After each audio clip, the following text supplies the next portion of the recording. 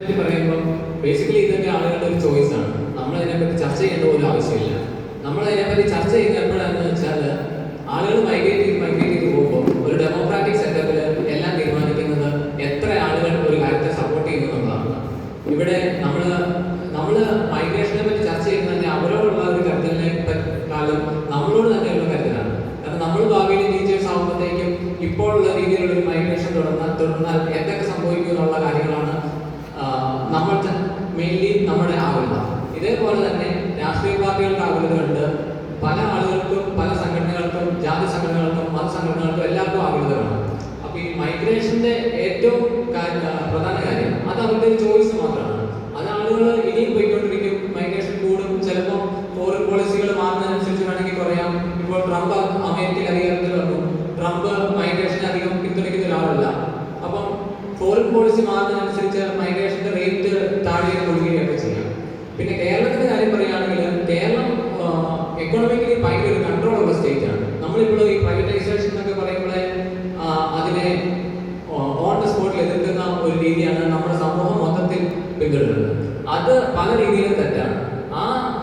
അതായത് സർക്കാർ ഒരു കുത്തക എന്നുള്ള രീതിയിൽ പല ബിസിനസ്സുകളും നടത്തുന്നതുകൊണ്ടാണ് എക്കോണമി വളരാത്തത്. എക്കോണമി നന്നായി മൂവ് ചെയ്താൽ മാത്രമേ ഇവിടെ ജോലികൾ എല്ലാവർക്കും ലഭിക്കുകയുള്ളൂ. പിന്നെ എല്ലാവരും ജീവിക്കുന്നത് നല്ലൊരു അതായത് ഇന്നത്തെ കഴിഞ്ഞും ഒരു ബെറ്റർ ലൈഫ് നാളെ കിട്ടണം എന്നുള്ള രീതിയിലാണ് എല്ലാവരും ജീവിക്കുന്നത്. ഇവിടെ ഇല്ലാത്ത ഒരു ജ്യൂസ് അമേരിക്കയിൽ കിട്ടിയാൽ പോലും നമ്മൾ ആ ജ്യൂസ് കുടിക്കാൻ വേണ്ടി പോകണം. കാരണം നമുക്ക് ഒരു ജീവിതം മാത്രമേ ഉള്ളൂ. അതുകൊണ്ട് മൈഗ്രേഷനെ ഞാൻ സർവാത്മന പിന്തുണയ്ക്കുകയാണ്.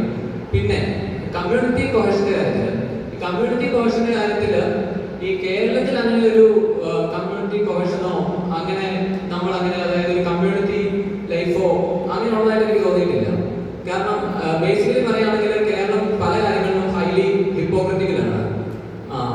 കാരണം കമ്മ്യൂണിറ്റി ചെയ്യുന്നത് ഒരു ഇൻഡിവിജ്വലിന്റെ റൈറ്റ്സ് കട്ട് ചെയ്യാൻ കമ്മ്യൂണിറ്റിക്ക് ഭയങ്കര ഒരു എൻജോയ്മെന്റ് ആണ് ബേസിക്കലി തോന്നിയിട്ടുള്ളത്. പക്ഷെ വെസ്റ്റേൺ നാടുകളിലോ അങ്ങനെയൊന്നുമല്ല. അത് ഇവിടുന്ന് പോകുന്ന യുവാക്കളെ വളരെയധികം സ്വാധീനിച്ചിട്ടുണ്ട്. പിന്നെ വിദ്യാഭ്യാസത്തിന് വേണ്ടി മാത്രമായിട്ട് അങ്ങനെ പോകുന്നവർ വളരെ കുറവാണ്. കാരണം അങ്ങനെ പോകുന്നവർക്കാണെങ്കിൽ ഇവിടെ ഇന്ത്യൻ ഇൻസ്റ്റിറ്റ്യൂട്ടുകളിൽ എക്സാം എഴുതിയിട്ട് ആ ഇൻസ്റ്റിറ്റ്യൂട്ട് മോശമാണെങ്കിൽ അതിനുശേഷം പോകാമല്ലോ. ഇത് കേരളത്തിലെ അല്ലെങ്കിൽ നമ്മുടെ ഒരു കൺട്രോളിൽ നിന്ന് പോകണമെന്ന് ആഗ്രഹിച്ച് ഇവിടുന്ന് ഓടുന്നവരാണ് കൂടുതലും ആളുകൾ. പിന്നെ വേറൊരു കാര്യം പറയുകയാണെങ്കിൽ നമ്മുടെ ഈ എക്കോണമി ഇങ്ങനെ ഭയങ്കര സ്റ്റാഗ്നന്റ് ആയിട്ട് നിൽക്കുന്നതുകൊണ്ട് നമുക്കിവിടെ ഒന്നും അതായത് നമുക്ക് ഇവിടെ ഒരു ഇൻകം അല്ലെങ്കിൽ ഒരു വളർച്ച ആരും തന്നെ സ്വപ്നം കാണുന്നില്ല. അതാണ് ഈ മൈഗ്രേഷന്റെ ഒരു ബേസിക് റീസൺ. ഇവിടെ നിന്ന് വളർന്ന് ഒരു ജോലി മേടിച്ച് അല്ലെങ്കിൽ ബിസിനസ് തുടങ്ങി ഇവിടെ സെറ്റിലായിട്ട് ഇവിടെ തന്നെ ജീവിക്കാമെന്നുള്ള ഒരു പ്രതീക്ഷ ഇപ്പോഴത്തെ യുവാക്കൾക്കില്ല.